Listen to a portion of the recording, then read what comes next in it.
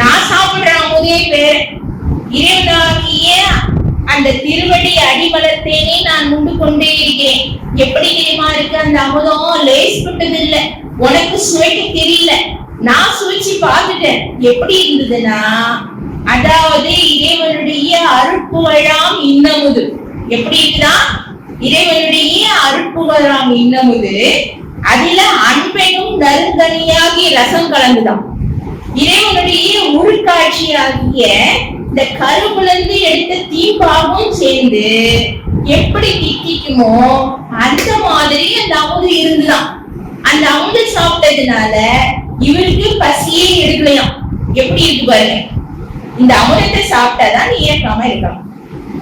அதுக்கு பசிச்சு இருக்கணும், பசித்து இருக்க வேண்டும். அந்த அமுதத்தை எப்படி இன்னொரு இடத்துல சொல்றாரு, நான் அமுதத்தை சாப்பிட்டேன். அந்த அமுதம் சாப்பிடும் போது நான் என்னையே நான் மறந்துட்டேன், இந்த உலகத்தையே மறந்துட்டேன். அந்த அமுதம் சாப்பிடுகின்ற போது இன்னொன்னு வேற சொல்றாரு, ஒரு ஸ்வீட் சொல்றாரு. என்ன தெரியுமா? நறும்பால், அதுல தேனை போடு, சர்க்கரையை போடு, என்னென்ன இனிப்பு இருக்குதோ அத்தனையும் அதுல போடு. அதையும் மிக்ஸ் பண்ணி போட்டனா என்ன சுவை கிடைக்குமோ அந்த சுவை கூட என்னால ஈடு இணையாக சொல்ல முடியாது. அந்த அமுதத்தை நான் சாப்பிட்டு கொண்டிருக்கின்றேன். அந்த அமுதத்தை சாப்பிட்டதுனால நான் மகிழ்ந்து கொண்டு கழித்து கொண்டே இருக்கிறேன். அதனால உன்னை நினைச்சே உண்ட அப்படிங்கிற. ஏன் தெரியுமா? நான் அமுதத்தை சாப்பிட்டேன், நீ சாப்பிடணும்ல, உனக்கு அந்த நிலை வரணும் அப்படின்னு சொல்லிட்டு அந்த மனசுகிட்ட பெருமான்னு சொல்ற. இப்ப அந்த அமுது அந்த அமுதத்தை சாப்பிடுறதுனால என்ன கிடைக்கும் அப்படின்னு பார்த்தா, ஒக்க அமுதத்தை உண்டோம் இனி சற்றும் விக்கல் வராது கண்டாய். அந்த யார் யாருக்கு அந்த அமுதத்தை ஜபம் பண்ணி தியானம் பண்ணி இறைவனுடைய காட்சியை கண்டு நாதம் கேட்டு, அடுத்தது நான் நிறைய நிலைகள் எல்லாம் அடிக்கடி சொல்லுவோம் இல்லையா, பிரம்மா விஷ்ணு ருத்ரன் சதாசிவம் இந்து நாதம் திக்கராந்தம் அதிகராந்தம் சுத்த சிவம் போன்ற அதீத நிலைகளை எல்லாம் கடந்து அந்த கடைசியில அந்த அமுதம் வருகிறது பாருங்க. அந்த அமுதத்தை யாரெல்லாம் சாப்பிடுகின்றார்களோ அப்பொழுது என்ன கிடைக்கும்? மரணத்தை வென்று விடலாம். இப்ப பார்க்கடல், இப்ப பிரதோஷத்துக்கு எல்லாம் போறீங்க. பிரதோஷத்துக்கு போனீங்க அப்படின்னு சொன்னாக்கா, வாசி நானாக்கி வேறுவை மத்தாக்கி பார்க்கடல் கடைஞ்சாங்க அப்படின்னு நம்ம சொல்றாங்க. அப்ப விஷம் வெளிப்பட்டது அப்படின்னு சொல்றாங்க. அதை இறைவன் சாப்பிட்டான், அதுக்கப்புறம் அமுதம் வந்தது அப்படின்னு சொல்றாங்க. அதே மாதிரி இந்த தேங்காயில கூட பெருமான் என்ன சொல்றாங்க, அதுவும் அமுதுதான் அப்படின்னு சொல்றாங்க. அந்த தேங்காயில இருக்கிற அந்த எண்ணெய் விஷமா, அந்த எண்ணெய் விஷம், பால் அமுது. அதை சாப்பிடணும், அதிகமா சேர்த்துக்கணும் உணவுல. என்னென்ன இந்த ஆயுள் நீடிக்கக்கூடிய என்னென்ன உணவுகள் இருக்கின்றதோ அத்தனையும் நாம் சேர்த்துக்கொண்டால் நீண்ட ஆயுளை பெறலாம்.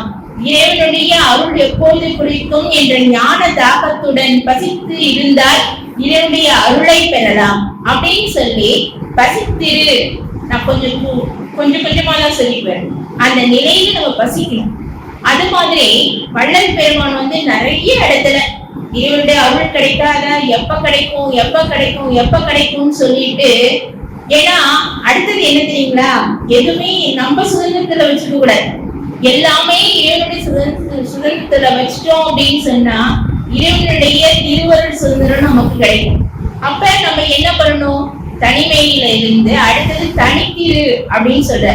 இதோட தொடர்ச்சி என்ன அப்படின்னா தனித்திரு அப்படின்னு சொல்ற. தனித்திரு அப்படின்னா என்ன? பசித்திரு பார்த்துட்டோம். அடுத்தது தனித்திருன்னு சொன்னா அண்ணி சொன்னாங்க தவம் பண்றது அப்படின்னு சொன்னாங்க. எப்படிங்க தனித்திரு இருக்கிறது? பெருமான் சொல்லுவாங்க, எப்போதுமே தொண்டருடன் சேர்ந்து கூட்டுறவு வைத்துக்கொள் அப்படின்னு சொல்லுவாங்க. அடுத்தது உன்னுடைய அருளை பெறுகின்ற மட்டும் நீ நடியார் சீர்கேட்க பண் அப்படின்னு சொல்லுவாங்க. அந்த மாதிரி எப்போதும் அடையுடையமே இருக்கணும் அப்படின்னு சொன்ன பெருமான் தனித்திரு அப்படின்னு சொல்லுவாரா அப்படின்னு பார்க்கின்ற பொழுது என்ன தெரியுங்களா, தனித்திரு அப்படின்னு சொல்லும் போது மனச்சலனம் இன்றி எதையும் நினைக்காமல் வேறு ஒன்றையும் நாடாமல் என்ன பண்ணணும்? அப்படியே சும்மா முடியுங்களா? கேட்கறதுக்கு நல்லா இனிமையா இருக்கும், சும்மா இருக்கிறது ரொம்ப நல்லா இருக்கும். ஆனா அது எவ்வளவு கஷ்டம். ஒரு நிமிஷம் பேசாம நம்மளால இருக்க முடியுதா? ஒரு நிமிஷம் கொஞ்சம் அமைதியா இருங்க அப்படின்னு சொன்னா நம்மளால இருக்க முடியுமா? இந்த மனசு என்ன தெரியுங்களா, குரங்கு மாதிரி சும்மாவே இருக்காது. இங்க ஓடும், அங்க ஓடும், அங்க போவோம், இங்க போவோம். அந்த மனசை கட்டி போடணும். அந்த மனசை கட்டி போட்டாதான் அந்த அடங்கும். இல்ல அப்படின்னு சொன்னாக்கா சும்மா இருக்காது. பெருமான் அவருடைய வாழ்நாள்ல எப்போதும் திருக்காப்பீட்டு கொள்கின்ற வரைக்கும் 40 குடும்பங்கள் பெருமான் கூடவே இருந்தது. அந்த 40 குடும்பங்களுக்கும் என்னென்ன வசதி செய்து தரணுமோ அத்தனை வசதியும் வள்ளல் பெருமான் செய்து கொடுத்திருக்காங்க. திருக்காப்பீட்டு கொண்ட பிறகு நம்முடைய கல்வெட்டு ஐயா கிட்ட அந்த இத சொல்லிட்டு நீங்க இவங்க பாத்துக்கங்க சொல்லிட்டு பெருமான் திருக்காப்பீட்டு கொள்றாங்க. அப்ப அவர் எப்படி தனித்திருந்தார் அப்படின்னு சொல்லும் போது, அதாவது நான் அடிக்கடி சொல்ற உதாரணம் தான், தாமரை இலை தண்ணீர் போல, அடுத்தது சேற்றுல வாழ்கின்ற பிள்ளை பூச்சி போல, தண்ணீர்ல எண்ணெய் போல. எப்படி இருக்கணும் நம்மளோட இது அப்படின்னு சொன்னா, பட்டும் படாமலும் இருக்கணும். இல்லறத்தாருக்கு செய்ய வேண்டிய கடமைகள், மனைவி மக்களுக்கு செய்கின்ற கடமைகள் எல்லாத்தையும் செய்யணும். ஆனா மனசு மட்டும் எங்க இருக்கணும் அப்படின்னு சொன்னா இறைவனை நாட வேண்டும். அந்த இறைவனை மனதால் தனித்திருந்து, இறைவனை ஒட்டி இருந்து, இறைவனையே நினைத்து இருந்து நாம் தவம் செய்தோம் என்று சொன்னால் அப்பொழுது நமக்கு என்ன கிடைக்கும்? இறைவனுடைய அருள் கிடைக்கும்.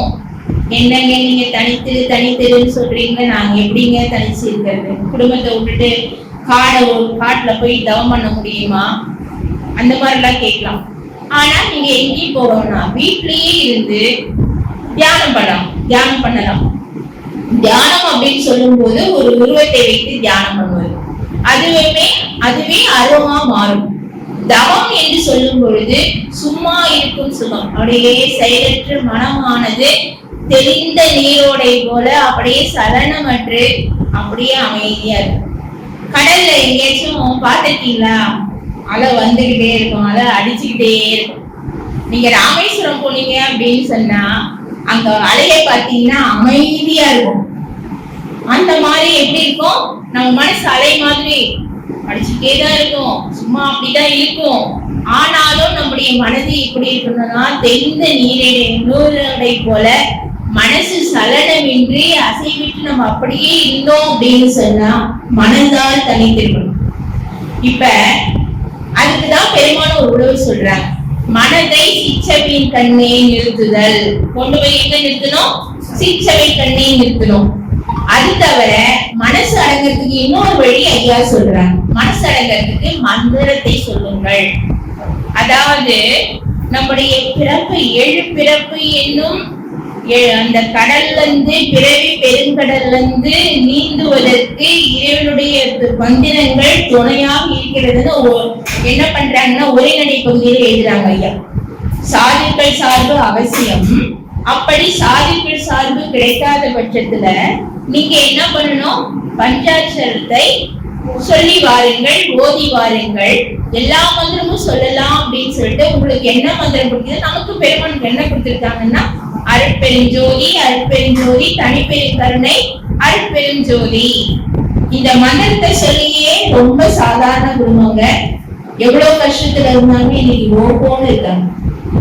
அந்த வைப்ரேஷன், அந்த மந்திரத்தோட மகிமை என்ன அப்படின்னு சொன்னாக்கா, நிறைமொழி மாந்தர் வாயிலிருந்து வருகின்ற சொற்கள் எல்லாம் என்னென்ன சொற்கள் எல்லாம் அதெல்லாம் மந்திரங்கள் அப்படின்னு பெரியவங்க சொல்லுவாங்க. அர்ஜுனன் ஒரு தடவை தூங்கிட்டே இருக்காரு. அப்படி தூங்கிட்டே இருக்கின்ற பொழுது கிருஷ்ணா கிருஷ்ணா கிருஷ்ணா கிருஷ்ணா கிருஷ்ணான்ட்டு ஒரே சத்தம் கேட்கும். எங்கிருந்து வருது அந்த ஓசை வருதுன்னு எல்லாரும் போய் பாக்குறாங்க. திரௌபதி, அவங்க அண்ணன் தர்ம பீமன் எல்லாரும் போய் பாக்குறாங்க. கிருஷ்ணன் பாக்குறாரு. அப்ப அர்ஜுனன் தூங்கி கொண்டே இருக்கின்ற பொழுது அர்ஜுனனுடைய ரோம கால்கள் ஒவ்வொன்றும் கிருஷ்ணா கிருஷ்ணா கிருஷ்ணா கிருஷ்ணா என்று சொல்லிக் கொண்டே இருக்கிறார். அப்படி நனவிலும் சரி கனவிலும் சரி இறைவனுடைய மந்திரத்தை நாம் சொல்லிக் கொண்டே இருந்தோம் என்று சொன்னால் அது நம்முடைய ஒவ்வொரு அளவிலும் போய் கலக்கும். அப்படி கலந்ததுன்னு சொன்னாக்கா நம்ம அதை வெளியே சொல்ல முடியாது, அதை அனுபவிச்சு பார்த்தவங்களுக்கு தெரியும். அப்படி மகா மந்திரத்தை சொல்லலாம், சிற்றவையின் கண்ணை நிறுத்தலாம். அதை கொண்டு பெருமான் ஒரு பாடல் அடிக்கடி சொல்றதுதான். பெருமான் சொல்லுவாங்க, கட்டுக்கடங்கா மணப்பரியை கட்டும் இடத்தை கட்டுவித்து மட்டுக்கடங்கா ஆங்கார மதமா அடங்கா அடக்குவித்தே எட்டுக்கு செய்த இரண்டுமென இசைவித்தெல்லாம் இன்னமுதம் அட்டு கொடுத்தே அருந்துகின்றோர் அடியேன் ஒன்றன் நடைக்கிழமைன்னு சொல்லுவாங்க. அப்படியே கட்டுக்கடங்கா மணப்பரி அந்த குதிரை எப்படி ஓடும், அதுக்கு ஒரு கடிவாளம் போட்டாதான் அது அக்கம் பக்கம் பார்க்காம வறண்டு ஓடாம ஒரே திசையை நோக்கி போகும். அந்த மாதிரி இந்த மனசுக்கு என்ன பண்ணணும், கடிவாளம் போடணும். அந்த மனசுக்கு கடிவாளம் போடலன்னு சொன்னா அது தறிக்கட்டு என்ன ஓடும், இங்க ஓடும் அங்க ஓடும் இங்க ஓடும். ஒரு ராஜா என்ன பண்ணார், ஒரு அரண்மனையில ஒரு குரங்க கட்டி வச்சிருந்தார். அப்ப மந்திரி அதை பாக்குறாரு, ஏன் ராஜா நீங்க அந்த குரங்கை கட்டி போட சொன்னீங்க நீங்க அப்படின்னு சொல்லி கேக்குறாரு. இல்ல அந்த குரங்கை நீ கட்டி போடு அப்படின்னு சொன்னார் ராஜா. சரின்ட்டு இப்படி நடந்துட்டு வருது. அந்த மந்திரிக்கு அந்த குரங்கை பார்க்கும் போதெல்லாம் பாவமா இருக்கு. இது என்ன டெய்லி இதை கட்டி போட்டு வச்சிருக்காரு, இதை ஒரு நாள் திறந்து அவுத்து விட்டுடலாம் அப்படின்னு சொல்லி ராஜாட்ட போய் பர்மிஷன் கேட்கிறாரு. சரின்னு அவர் என்ன சொல்றாரு, நீ வேற அதை அவுத்து விட்டுட்டு அது என்ன பண்ணணும்னு நீ பாக்கணுமா, சரி வாசி ஏன் கெடுப்பானு நீ அவுத்து விட்டுடு அப்படின்னு சொல்ற. சரின்னு சொல்லிட்டு இவர் அவுத்து விடுற. முதல் நாள் அவுத்து விட்டுட்டு போறார். அப்புறம் மறுநாள் ஃபர்ஸ்ட் அந்த குரங்கு அப்படியே பாக்குது. மறுநாள் போறாரு. அது என்ன பண்ணுது, ராஜா கிட்ட மெதுவா, மந்திரி கிட்ட ராஜா கிட்டே மெதுவா வருது. இவங்க நம்மள கட்டி போட மாட்டாங்க அப்படின்னு சொல்லிட்டு மெதுவா வருது. இது முதல் நாள். அடுத்த நாள் என்ன பண்ணுது, நேரா போய் அவரோட சட்டையை பிடிச்சி இழுது. அடுத்தது மூணாம் நாள் என்ன பண்ணுது, இன்னும் கொஞ்சம் தைரியம் வந்துடுது அந்த குரங்குக்கு, போய் கையை பிடிச்சி இழுது. நாலாம் நாள் என்ன பண்ணுது, இன்னும் கொஞ்சம் மேல போய் தோலை தட்டுது. அஞ்சாம் நாள் என்ன பண்ணுது, தலைமையில் ஏறி உட்காந்து. அப்ப அவர் சொன்னாரா மந்திரி, ஐயா ராஜா ராஜா தலைமையில ஏறி உட்காந்து நல்லா கோபால போடுங்க அப்படின்னு சொன்னாரு. இந்த மாதிரி இந்த மனசுக்கு என்ன தெரியுங்களா, சொல்லு பேச்சை கேட்காது, அது பாட்டு தறிக்கிட்டு ஓடிட்டு தான் இருக்கும். பெருமான் சொல்லுவாங்க, இந்த குரங்கு நம்ம கிட்ட எல்லாரும் இந்த குரங்க குரங்காட்டி ஆடுறாராமா சொல்லி சொல்லி அடக்கி வைப்பான். ஆனா நம்ம கிட்ட ஒரு கிழ குரங்கு ஒண்ணு இருக்கு, அது எதுக்கும் அசையவே அசையாது, அது என்ன பண்றதுன்னு எனக்கு தெரியலையேன்னு பெருமான் திருவருள் முறையில சொல்லுவாரு. பெருமானுடைய பாடல்கள் எல்லாமே ரொம்ப சுவையா இருக்கும். ரொம்ப அதை சுழற்சியா அனுபவிச்சு நம்ம படிச்சோம்னா என்ன பெருமை, அது நகைச்சுவை கூட இப்படிலாம் வருதா அப்படின்னு சொல்லிட்டு ரொம்ப அற்புதமா எழுதிப்பார். அந்த மாதிரி இந்த மனசை கட்டுப்பாட்டுக்கு வச்சுக்கணும் அப்படின்னு சொன்னா அது சும்மா இருக்கும். அப்ப இன்னொரு இடத்துல பெருமான் இன்னொரு இடத்துல மனசை அப்புறப்படுத்துற. என்ன அப்படின்னு சொன்னா, இந்த பாரு கடவுள் என்கிட்ட வரப்போறான், அதுவும் வைகரை பொழுதுல கடவுள் என்கிட்ட வரப்போறான், அதுவும் அது அவருடைய அருளானை, நிச்சயமா என்கிட்ட வருவாரு. நீ என்ன தெரியுமா பண்ணு, உன்னுடைய ஃப்ரெண்ட் எல்லாம் இருக்காங்களே, தத்துவங்கள்லாம் இருக்காங்களே, அந்த தத்துவங்கள் கூட போயிட்டு என்ன தெரியுமா அவங்க புகழ் பேசி நீ போய் ஒய்யாரமா உட்காந்துக்கோ.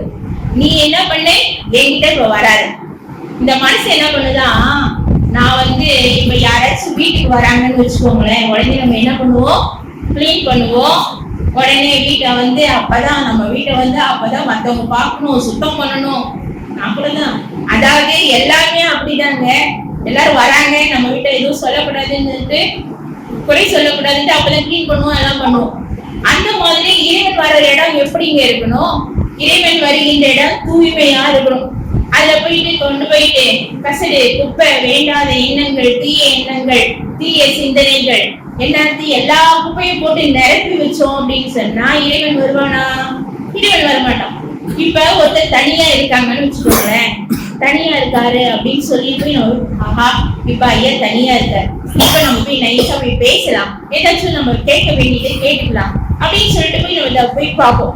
அந்த மாதிரி இந்த மனசு தனித்து இருந்தா எல்லா குப்பையும் தூக்கி போட்டுட்டு தனித்து இருக்கும் போது இறைவன் என்ன பண்ணுவானா, ஆஹா இவன் சுத்தமா வச்சிருக்கான், தூய்மையா வச்சிருக்கான் அப்படின்னு சொல்லிட்டு வந்து உட்காருவார். எனது சாமி, எனது துரை, என் உயிர் நாயகனார் என்று நான் இருக்கும் இடத்தில் வந்து அமர்கின்றார் சொல்ற. எங்க அமர்வாரு? எங்க நான் இல்லையோ அங்க வந்து நான் என்ற அகங்காரம், ஆணவம் எது இல்லையோ அந்த இடம் காலியா இருக்கு. இப்ப ஒரு டம்ளர் இருக்கு, அது காலியா இருந்தா தானே ஊத்த முடியும். அதுலயே ஏற்கனவே பொருள் இருந்ததுன்னா, குடிக்கிற ஐட்டம் இருந்ததுன்னா அதுல ஊத்த முடியுமா? முடியாது இல்லையா? அது போல நம்ம உள்ளத்தை காலியா வச்சுக்கணும், மனசை காலியா வச்சுக்கணும், தூய்மையா வச்சுக்கணும். அந்த மாதிரி நம்ம வச்சுட்டே இருந்தோம்னா அப்ப இறைவன் வர அதுக்கு அலங்கரிக்கணும். இந்த மனசு என்ன பண்ணுதா, நானும் உன் கூட வந்து அலங்கரிக்கிறேன் தான். உன்னை பத்தி எனக்கு தெரியும், நீ போ உன் ஃப்ரெண்டு கூட போயிட்டு, தத்துவ பெண்கள் கூட போயிட்டு, நீ போயிட்டு கையாரமா பேசிட்டு என் கணவர் வருவாரு, நானும் என்னுடைய கணவரும் கலந்த பிறகு நான் உன்னை கூப்பிடுறேன், நீ போ அப்படின்னு சொல்லி மனசை அப்புறப்படுத்துறேன். அதுவும் கனவுலையும் சரி, அகவிழிப்பு இதெல்லாம் புறத்திலையும் சரி, அகத்திலையும் சரி, நனவுலையும் சரி, கனவுலையும் சரி, நம்ம என்ன பண்ணணும்? இறைவனை பத்தியே நினைப்பார். எப்போதுமே இறைவனை பத்தியே நினைத்து கொண்டோ நினைத்த போதெல்லாம் நின்னையே நினைத்தேன், நினைப்பற நின்ற போதெல்லாம் என்னை தனியாக்கி நீ கண்ணே நின்றேன். ஐயா சொல்றாங்க, நான் என்னை தனியாக்கி உன்னுடைய திருவடி கண்ணே நான் நிற்கின்றேன். நான் கழித்த போதெல்லாம் உன்னை நினைச்சுதான்ப்பா கழிச்சேன், உண்ட போதெல்லாம் உன்னை நினைச்சுதான் உண்டேன். யாருக்காவது கஷ்டம் வருகின்ற பொழுது நான் என்ன பண்ண, உன்னுடைய இயலை சொல்லி சொல்லி அவன் உன்னை காப்பாத்துவாரு, ஏழு காப்பாத்துவான்னு சொல்லி சொல்லி உன்னுடைய இயலை பத்தி தான் நான் சொன்னேனே தவிர எல்லாமே உன்னுடைய செயல்தான், திணை அளவும் என் செயலாவும் இல்ல, எல்லாம் உன் செயல்தான் அப்படின்னு சொல்லி அந்த நிலைக்கு பக்குவத்துக்கு நம்ம வரணும். அப்ப என்ன தெரியுமா, கனவு வந்தா கூட இறைவனை பற்றிய கனவே வரணும். நம்ம நைட்டு படுக்கின்ற பொழுது இறை சிந்தனையை நினைத்து கொண்டு நம்ம படுத்தோம்னா நல்ல கனவு வரும். இல்லைன்னா என்ன வரும்? கெட்ட கனவு தான் வரும். அதுக்கு என்ன பண்ணணும், நமக்கு பிடிச்ச மாமந்திரத்தை சொல்லிட்டு இறைவனை பற்றி தியானம் பண்ணிட்டு நம்ம படுத்தோம் அப்படின்னு சொன்னா நல்ல கனவுலாம் நமக்கு வரும். ஆனா நம்முடைய அந்த கனவுல கூட இறைவனை பத்தியே நினைச்சுக்கிட்டே இருக்கும், அப்ப நல்ல கனவும் வரும். அதே மாதிரி விழித்து அப்படின்னு சொல்ற, நம்ம மனசு தனிச்சு இருக்கணும், பசித்து இருக்கணும், அடுத்தது விழித்து இருக்கணும் அப்படின்னு சொல்லும் பொழுது நம்ம வேட்டையாடுறதுக்கு நிறைய பகைவர்கள் இருக்காங்க. ஒரு பகைவர் அல்ல, ரெண்டு பகைவர் அல்ல, ஏராளமான பகைவர்கள். ஐம்புல வேடர்கள் ஓர் 5, இந்திரிய கல்வர்கள் ஓர் 5, கொடுங்கரண துட்டர்கள் ஓர் 4, வன்மல கோளர்கள் ஓர் 5. இதெல்லாம் என்ன பண்ணுதான், நம்மளை வேட்டையாட என்ன பண்ணுதான், வலை விரிச்சு காத்துட்டு இருந்தான். இந்த ஐம்பொறிகளும் சரி, ஐம்புலன்களும் சரி நம்மை வேட்டையாட காத்து கொண்டே இருக்கின்றன. அடுத்தது இந்த மனசு என்ன பண்ணுது, இப்ப தணிக்கணும், தணிக்க விடாது, சும்மா இருக்க விடாது. அது என்ன பண்ணுது, இவனை எப்படி வீழ்த்தலான்னு சொல்லிட்டு அது வேற என்ன பண்ணுது, நம்மளை தாக்கத்துக்கு தயாரா இருக்கு. அதனால என்ன பெருமான் என்ன சொல்றாங்க, விழித்திரு, விழிப்பா இருக்கணும். எந்த நேரத்துல வேணாலும் இந்திரியங்களாலும், அடுத்தது கரணங்களினாலும், அடுத்தது வன்மல கோளர் ஓர் 5 சொல்றாங்க. ஆணவம், கண்மம், மாயை, மாமாயை, குரோதாய். என்ன பண்ணணும் அப்படின்னு சொன்னா, ஆணவம் எத்தனை, இப்ப வந்து ஏதாச்சும் ஒரு கொஞ்சம் புகழ் அடைஞ்சிட்டோம், ரொம்ப இதுவாயிட்டோம் அப்படின்னு சொன்னா புகழ் செருக்கு வரும். அடுத்தது செல்வம் நிறைய செஞ்சிருச்சுனாக்கா செல்வ செருக்கு வரும். அடுத்தது அவன் நல்லா படிச்சுட்டான், நல்லா இதுவாயிட்டான் அப்படின்னு சொன்னா கல்வி செருக்கு வரும். அடுத்தது மத சேர்க்கு வருது. இந்த மாதிரி நிறைய சேர்க்கு சொல்லிட்டே போலாம். அத்தனை அகங்காரம், ஆணவம். அதான் இவர் சொன்னார், நம்முடைய பத்திரகிரியார் புலம்புவர், ஆங்காரத்தை உள்ளடக்கி ஐம்புலனை சுட்டறுத்து தூங்காமல் தூங்கி சுகம் பெறுவது எக்காலம். ஐயா, இறைவனுடைய நிலை எப்போது நமக்கு கிடைக்கும்? ஆங்காரத்தை சுட்டெடுத்து ஆங்காரத்தை உள்ளடக்கி உள்ளடக்கணும் ஆங்காரத்தை. ஐம்புலனை சுட்டெடுத்து எப்படி ஐம்புலனை சுட்டு இருக்கணும்? நல்ல வழியில நம்முடைய இந்திரிய ஒழுக்கத்தை பெருமான் கொடுத்திருக்காங்க. அதாவது நாதம் முதலான தோத்திரங்களை கேட்க வேண்டும். அடுத்தது அசுத்தமாக தீண்டக்கூடாது. அடுத்தது ருசி விரும்பாதிருத்தல். அடுத்தது அஞ்சு இந்திரியங்களுக்கும் 5 விதமா சொல்லியிருக்காங்க. ருசி விரும்பாதிருத்தல், இன்சொல் வார்த்தையாடுதல், அதாவது நாக்குக்கு மட்டும் 2, வாய்க்கு மட்டும் 2. ஒண்ணு ருசியோட சாப்பிடுவோம் இல்லையா, ருசி விரும்பாதிருத்தல் சொல்லியிருக்காங்க. அடுத்தது நம்ம பேசுவோம், இன்சொல்லாடுதல் அப்படின்னு சொல்லி இருக்காங்க. இந்த மாதிரி இந்த இந்திரியங்களை நல்ல வழியில திருப்பணும். அது என்ன பண்ணுது? நம்மளை போகாத வழிக்கு நம்மளை இழுத்துட்டு போகுது. அது தவிர என்ன பண்ணுதுன்னா இந்த கோலம் கண்மம் வருது. கண்மம் ஆணவம், கண்மம்னா வினை. அந்த வினையெல்லாம் நம்ம வெல்லணும். வினையை வெல்ல முடியுமா? போன பிறவில என்ன செய்தோமோ ஏது செய்தோமோ நமக்கு தெரியாது. இப்ப நம்ம செய்யறதெல்லாம் நமக்கு நிகழ்வினையில என்னென்ன செய்திருக்கோம் நம்ம மனசாட்சிக்கு தெரியும். இதுவரைக்கும் எதிர்வினை, நிகழ்வினை. இந்த நிகழ்வினை தான் எதிர்வினையா மாறும். அப்ப சஞ்சீத வினை, பிராபவினை, ஆகாமிய வினை எல்லாம் சொல்றாங்க. அந்த வினையெல்லாம் தவிர்க்கணும். அதுக்கு இறைவனை நினைக்கணும், இறைவனை பத்தி பாடணும். பெருமான் சொல்வாங்க, நிறைந்து நிறைந்து உணர்ந்து உணர்ந்து நெகிழ்ந்து நெகிழ்ந்து அன்பே நிறைந்து நிறைந்து ஊற்றிடும் கண்ணீர் அதனால் உடம்பு நனைந்து நனைந்து அருளமுதே நன்னிதியே ஞான நடத்தரசி என்னுரிமை நாயகனே என்று வணைந்து வணைந்து ஏற்றுதலாம் வம்மே குலக்கியலே மரணவிழா பெருவாழ்வில் வாழ்ந்திடலாம் கண்டே புனைந்துரையே பொய்ப்புகளே சத்தியம் சொல்கின்றேன் பொச்சவையில் சிற்றவையில் புகும் தருணம் இதுவே சொல்ற. அப்ப இறைவனை நினைக்கணும், உணரணும், நெகிழணும், வணையணும், போற்றணும், வாழ்த்தணும். அப்படி வாழ்த்தினா நமக்கு என்ன கிடைக்கும்? மரணமில்லாத பெருவாழ்வு. எதனாலும் எக்காலத்தும் தடைப்படாத ஒப்பற்ற பேரின்ப பெருவாழ்வு நமக்கு கிடைக்கும். கண்மத்தை வெல்லணும் சொன்னா இறைவனை புகழ பாடணும். அடுத்தது மாயை இருக்கு. அந்த மாயை இதெல்லாம் விழிப்பா இருக்கணுங்க. எந்த நிமிஷம் வேணாலும் நம்மள வெல்றதுக்கு நமக்கு அது காத்துட்டு ரெடியா இருக்கு. பெருமான் ஒரு பாடல சொல்வாங்க, மாயேனும் ஏழகத்தை விடைய வாதனையும் கல்வதாம் வந்து மன அடிமை எழுப்பி அவனை தமது வசமாக உழவு கொண்டு மேய மதியின விளக்கினை அழைத்து மெய்நிலை சாலி எல்லாம் வேர்கள் உடைத்து உள்ள பொருளையெல்லாம் கொள்ளை கொள்ள போகிறது. மாயை என்ன பண்ணுதான்? நம்ம கிட்ட மதிய அவுத்துடுது, மதிய செயல்படாம விட்டுடுது. என்னென்ன பண்ணணுமோ அந்த மாயை பண்ணணும். அந்த மாயையே வெல்லணும். அடுத்தது துரோதாயி, அதுவும் மறைப்பு தான். அடுத்தது மாமாயி, பெருமான் திரை போட்டு காமிச்சாங்க இல்லைங்களா? கரவி மாமாயி கருப்பெரும் திரையார் அரைசது மறைக்கும் மறுப்பெருஞ்சோதி பேரொரு நீல பெருந்திரை எதனால் ஆறுயில் மறைக்கும் மறுப்பெருஞ்சோதி பச்சை திரையால் பறவையை எதனை அச்சுர மறைக்கும் மறுப்பெருஞ்சோதி செம்மை திரையால் சித்துரு வெளியை அம்மையில் மறைக்கும் மறுப்பெருஞ்சோதி பொன்மை திரையால் பொருளொரு வெளியை அண்மையில் மறைக்கும் மறுப்பெருஞ்சோதி வெண்மை திரையால் மெய்ப்பதி வெளியை அண்மையில் மறைக்கும் மறுப்பெருஞ்சோதி கலப்பு திரையால் கருதன் பவன்களை அற்புற மறைக்கும் மறுப்பெருஞ்சோதி. அதுக்கு மேல தத்துவம் இருக்கு, விடைய வாதனைகள். அப்ப இறைவன் வரும்போது அயல் வாதனைகள்லாம் உள்ள வரக்கூடாது. மனசு தனித்திருக்கும் போது அயல் வாதனைகள்லாம் உள்ள வரக்கூடாது.